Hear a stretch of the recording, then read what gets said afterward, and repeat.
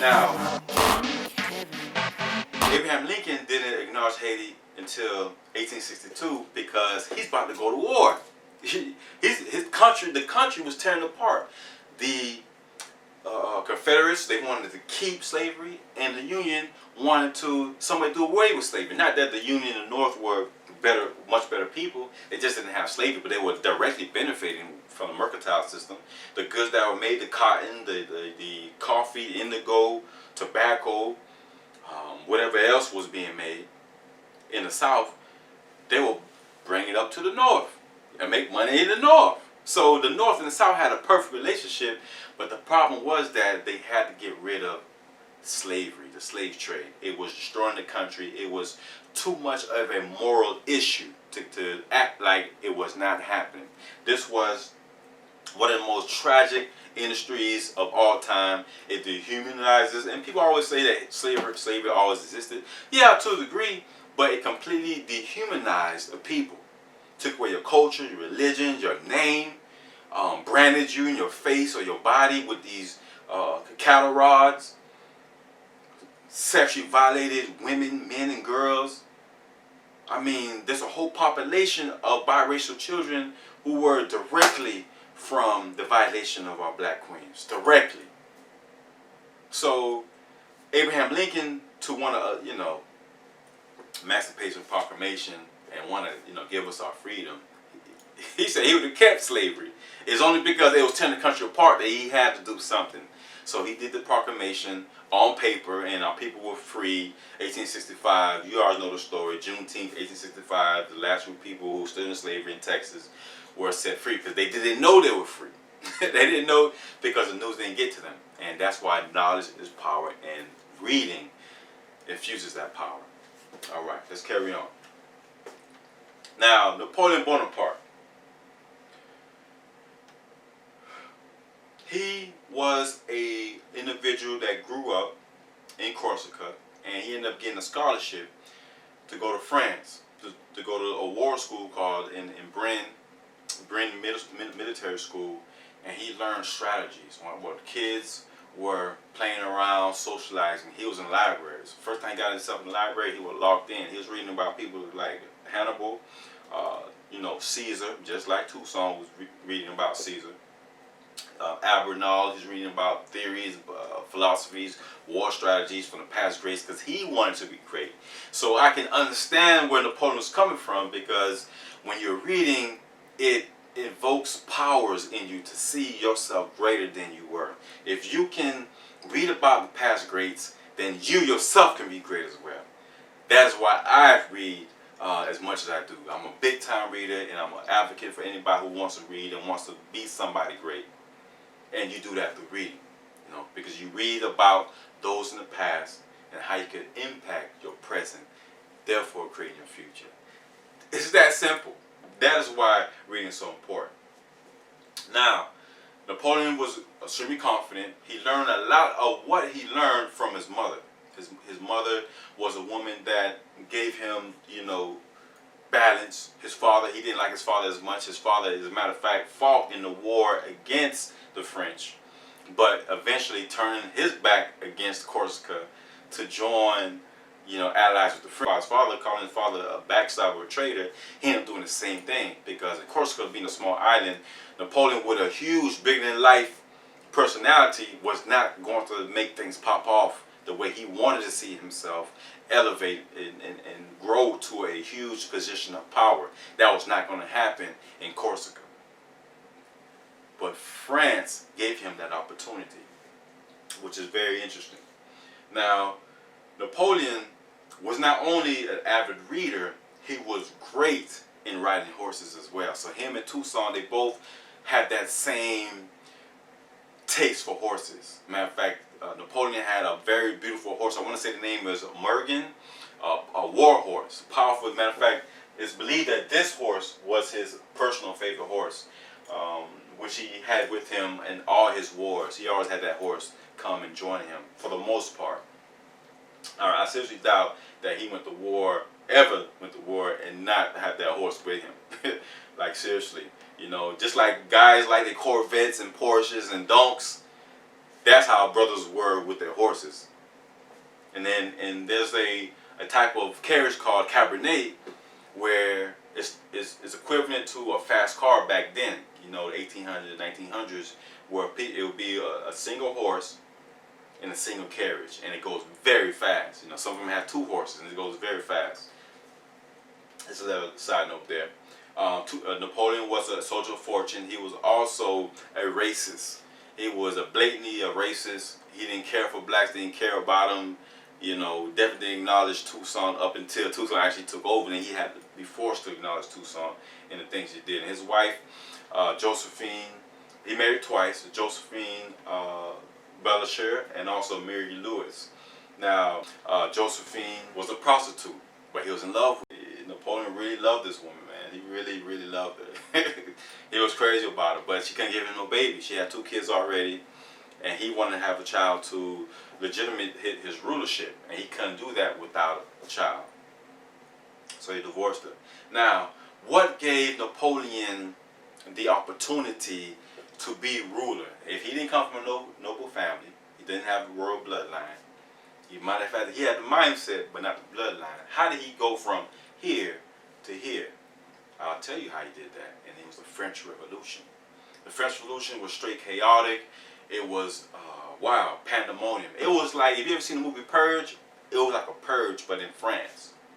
The French Revolution, which started in 1789, it was very, very, very traumatic experience for people who were actually around that time. It literally tore up the country. I mean, thousands and thousands of people just died. Innocent people were just mutilated, killed, drowned, hanged. The guillotine, you heard the guillotine head chopping off, that was created during the French Revolution. So it was crazy. Now I'm gonna run some stats with you guys. It's a massacre. Some people call it, historians call it the Massacre of September. But the Massacre of Paris in 1792, 17,000 people were executed. 300,000 people were, suspects were arrested. 1,200 prisoners were killed. 10,000 died just in prison alone. I mean, it was just an ugly situation. 220 priests were killed, or they were gutted, or they were castrated. I mean, they just didn't care. People lined up firing squad. It was straight mayhem. As a matter of fact, they grabbed the king and queen of France out of the Palace of Versailles. They're the most beautiful palace in the world, most expensive by far. At the time anyway, possibly still is. They literally went in the palace. The people of France went in the palace. Mind you, they're starving. And this is where Marie supposedly said, let them eat cake when the people were starving. And she lived a lavish life in the Palace of Versailles. The best food, the best fruits, the best meats, milk, cheese, all of that. Best wines. They had it all in Versailles. As a matter of fact, they moved the capital outside of Paris to bring it to Versailles so it could be away from the people. But this is a 12-mile walk. The people walked 12 miles to grab the king and queen, yank them out the palace, and walk them back to Paris, where they were being mauled with rocks and fruits and people spitting on them, throwing feces on them, pissing on them. It was crazy. They did not like the king and queen, but they did not want to just execute them, which they didn't do.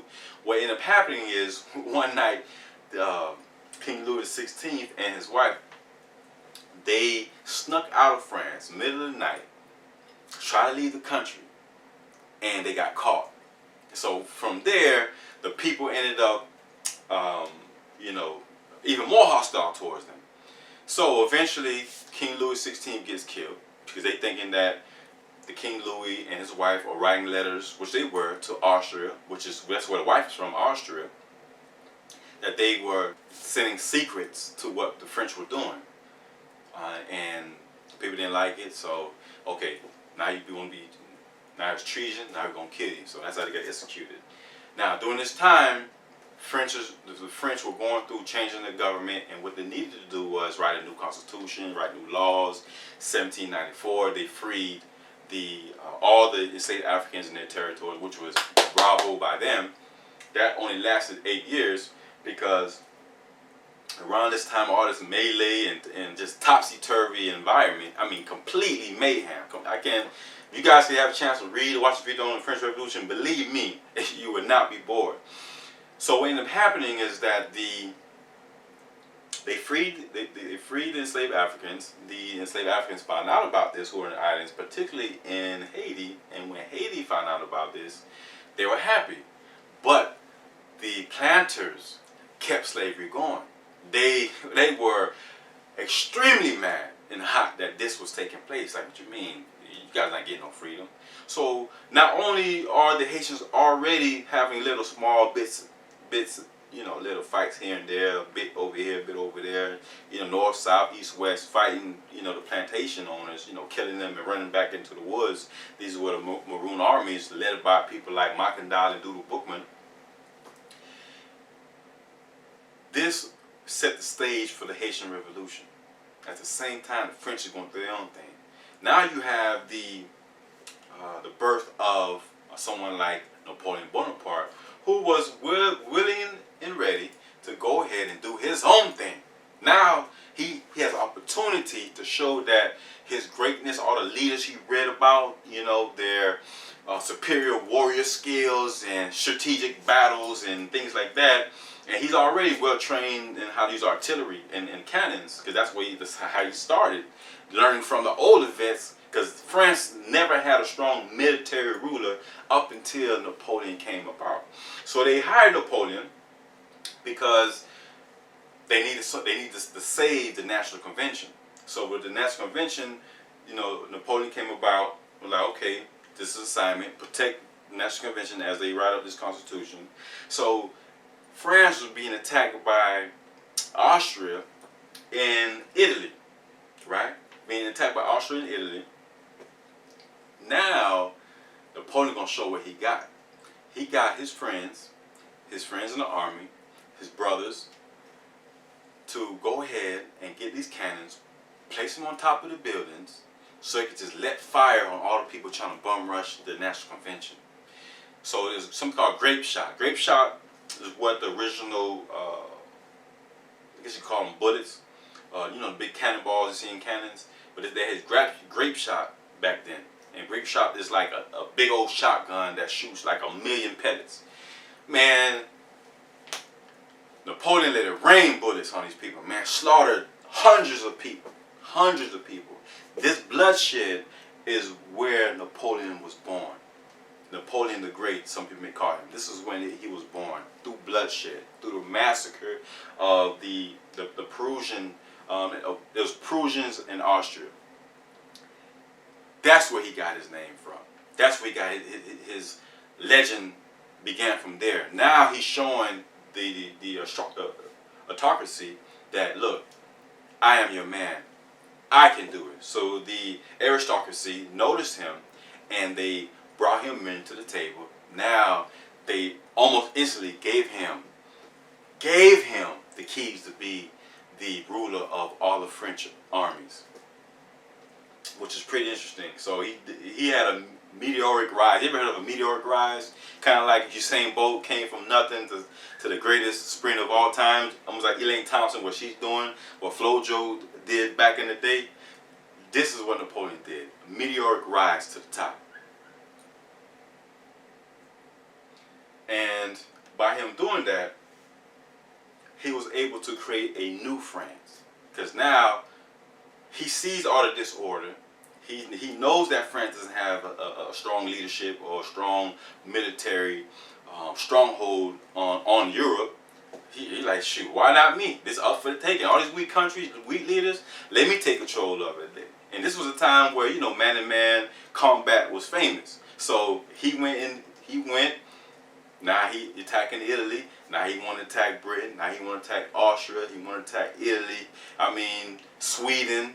There's so many countries, man. He literally almost ruled all of Europe, and then he was ready to set his eyes back on the West, knowing that France had territory in Louisiana, knowing that France had territory throughout the Caribbean, which was pretty interesting because he brought order to France. There was starvation, as I mentioned. There were massive food scarcity. I mean, food insecurity was like off the chain. People were surviving on bread. So it was through mayhem and adversity that gave birth to Emperor Napoleon Bonaparte and also General Toussaint Louverture. You know, two of the greatest, possibly the greatest leaders of all time. But we're gonna, by the end of this presentation, I'm gonna leave you to the conclusion who was the greater out of them both. Right? Perfect. Liberty, equality, and fraternity.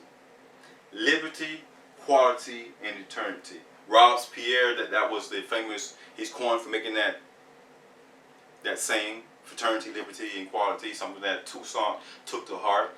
And this is what the French, this was the rhetoric of the French, where you can say the theme of France at the time. You know, everyone, liberty, equality, you know, fraternity, brotherhood. You know, this is what they were saying at the time, but didn't truly mean it. And I'm going to explain why. Now, adversity gives birth to greatness.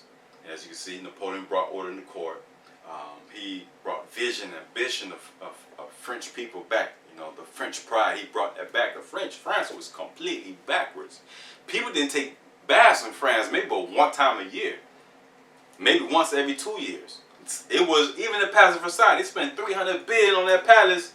It smelled like dookie, man. If you watch it, man, if you do some reading, you will find out that France, people were literally throwing dookie and feces straight out the window. No class. All the money in the world. All the money in the world, but no class. Why is that? Why is that? Because money don't give you class, ladies and gentlemen. Class is through personal ambition to improve yourself and to be a better person to society. That's what class is. Now, as I mentioned, Napoleon not only took over Europe, but he raided most of Europe, pillaged most of the land. He was a soldier of fortune. When he came to a country, he wasn't just going to a country just so that he can place someone to be king or queen there and get some little tax money. He was coming there to get majority of the riches. There's no account to how much money Napoleon stole as a terrorist. He was literally a terrorist. Before the term was coined terrorist, Napoleon was a terrorist, and his army was a terroristic army, military army. Make no doubt about it. This is what made France rich. This is what made France famous, and why they have these illustrious buildings and look so nice, a city of love in Paris and all of that. They stole all of that. All of that are the backs and blood, sweat, and tears. Majority of it come from the Haitian Revolution. People who fought the Haitian Revolution. And even after them, you know, because even after Haiti won the independence in 1804, by 1825, the President Boyer at the time, President of Haiti, signed a deal with France that they will pay 150 million francs for their freedom, for the loss of property, plantation, property as in people, the goods and the ships that they lost during the Haitian Revolution. The Haitians had to pay France that. Isn't that ridiculous? This is known as the greatest extortion of all times. The greatest extortion, the highest extortion of all time. 150 million francs. Haiti took 120 years to pay that. 120 years to pay that. And guess what? On top of that, the U.S. took that same debt that the Haitians had from France, because France eventually reduced to 90 million francs. The U.S. took over that loan, gave Haiti a higher interest rate, what the France was already doing, knowing that Haiti can't pay it. This is economic slavery, by the way. And why you have such a huge food insecurity situation in Haiti. They literally impoverished the country before it can even start. Before it can even start, the world powers got together, which they're still doing to this day, 2021, to make sure Haiti never rises again. never, or not just Haiti. This was an example for all the other countries who would dare think to stop the slave trade, to stop white supremacy. This is why you don't see information about this gentleman here in the history books, and why you see so much about him, little to nothing about him, because they have to stop the march of the blacks. They are afraid of our melanated skin, our melanated skin. They're scared of our melanin. They're scared of our intelligence, our ambition. They're afraid of our muscle, our power, our union and love as black man, black woman. One black man, one black woman together, raising children together in love, in discipline. They're afraid of that. They're afraid of it then, and they're afraid of it now. Unfortunately, this is the case. Not saying that all white people are evil, but those white folks around this man's time were definitely devils. The atrocities that they did, man, if I was even spend 5 minutes to explain to you some of the tortures that our ancestors went through, it will paint a better picture of why the fight had to go on. It had to have started. It's either we're going to fight or we're going to lay down and be in this forever, because that's what they wanted our ancestors to be. They wanted to be enslaved for the rest of their lives, to constantly feed and funnel and elevate everything European. Only way that can happen is black nations are put down. France's prosperity comes at the price of Haiti's poverty. Now, all of Haiti is not poor.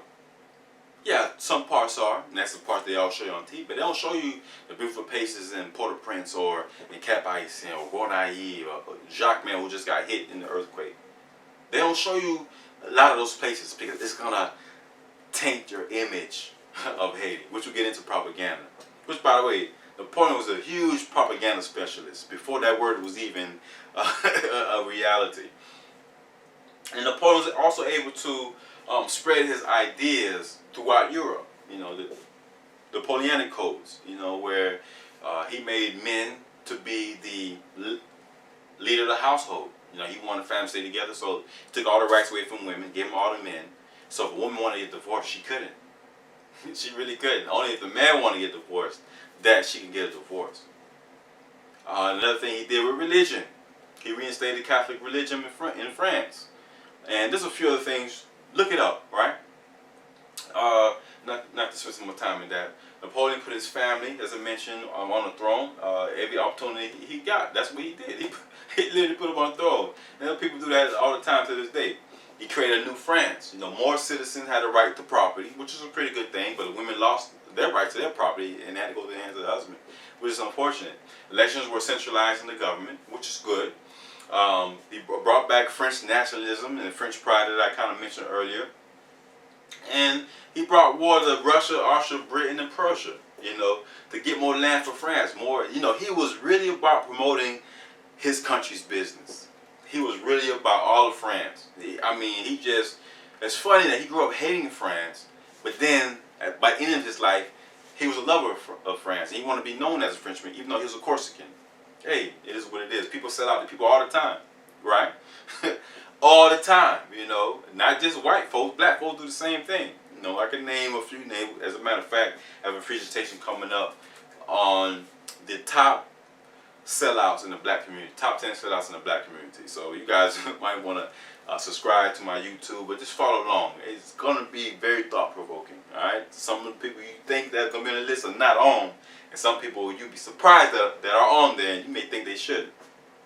Now, white gold. Why? One thing people have to ask themselves, why is Haiti so important? Why is Haiti so talked about? What's all the attention for when it comes to Haiti? Why is it that there's so much foreign interest? Why so much power? Why so much money? Why so much news media? Why? Right? Why?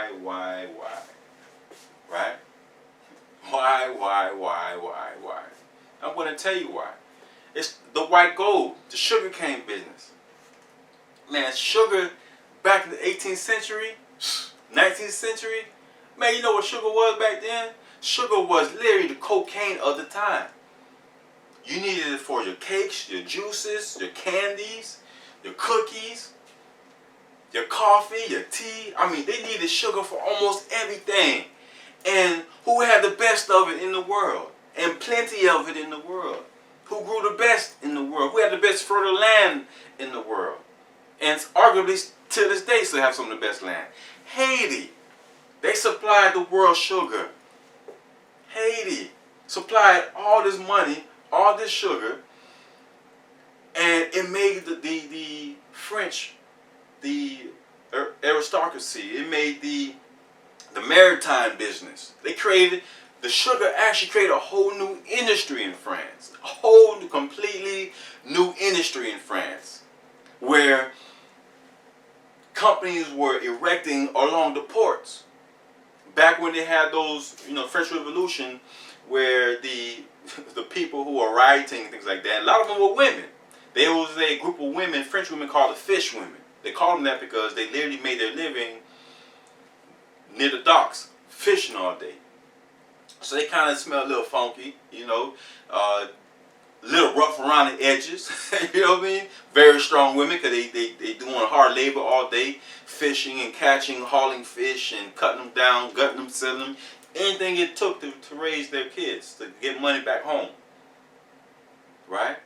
So these women kind of went away because the new businesses, the mercantile business, the industrial, Haiti sparked the industrialization in France.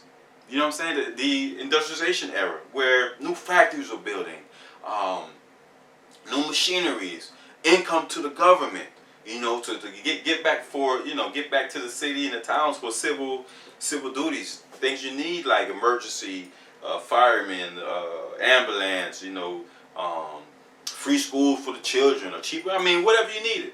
All that was funded, all that was funneled through the money, through the blood money. You call it blood sugar. Through the blood sugar. Many people died in Haiti. Let me state something to bring it home to you. Now, some of the slave forces in Haiti was 15,000 people. Some of these plantations, these plantation owners, they had several plantations. They had somewhere about 15,000 enslaved Africans at a time. It was crazy.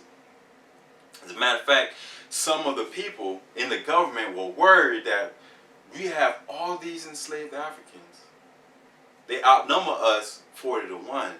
What's to stop them from revolting, right? But they had a theory in their mind, just like elephants. If you have an elephant tied up for years with a chain for a certain length, and you take that chain off from the elephant, guess what? The elephant still thinks it's chained up. It's not going nowhere. It's going to stay where it's at. It's not going to ever, ever, ever run away or revolt against the slave master, the oppressor. That's what they were thinking. Some of the reasons why they thought this was so, because of the tortures. They wanted to rule Haiti, the Haitians, with torture methods, right? One of them was, I'm just going to name a couple because they're very graphic. They will put you inside of a barrel, spiked with nails, and kick you down the hill in this barrel into obscurity. Don't know where it's going. The barrel's going to do one thing. One, all the nails going to get to the person, and by the time it hits a tree, when it's down the hill, that barrel's going to crack, you're going to break your head. Anything can happen. They would dig holes,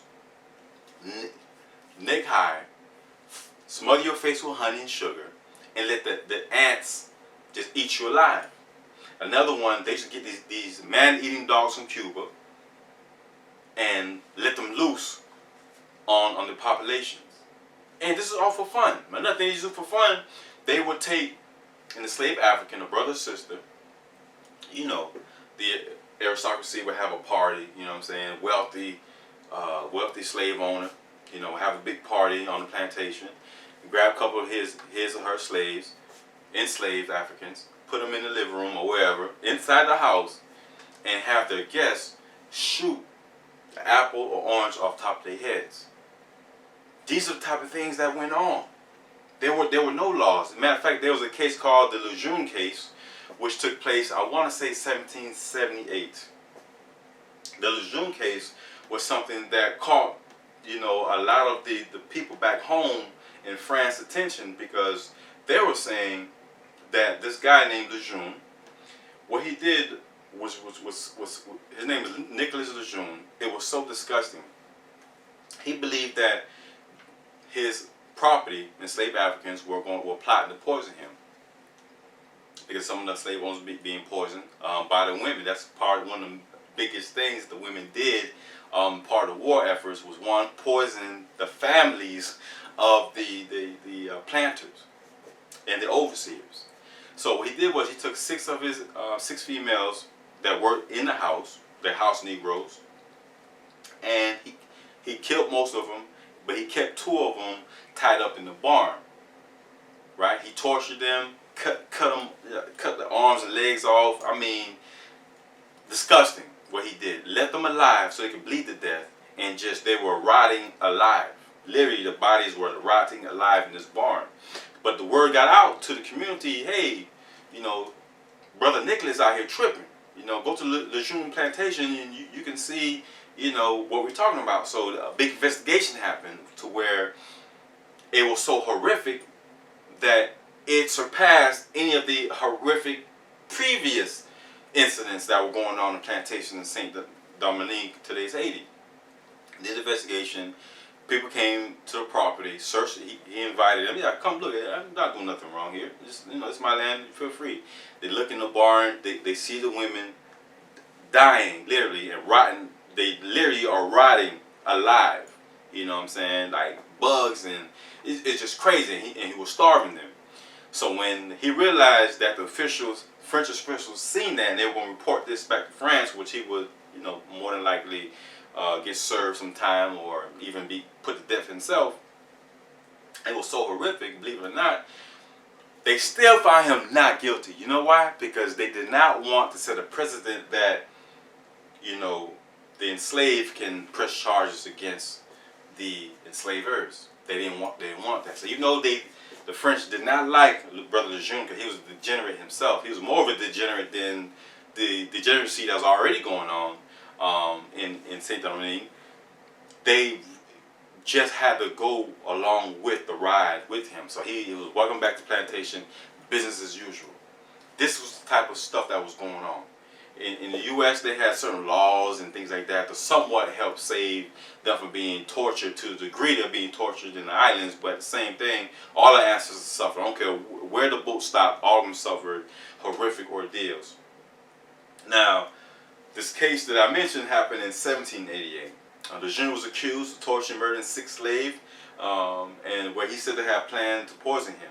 You know, but the British colonies only had 13 colonies, but on this one particular colony in France, it was completely sick and disgusting.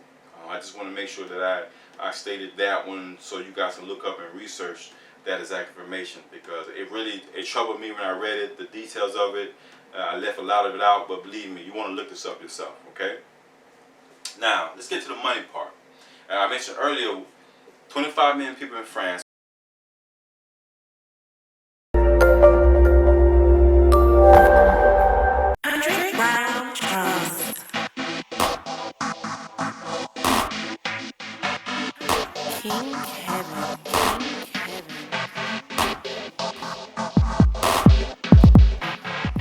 King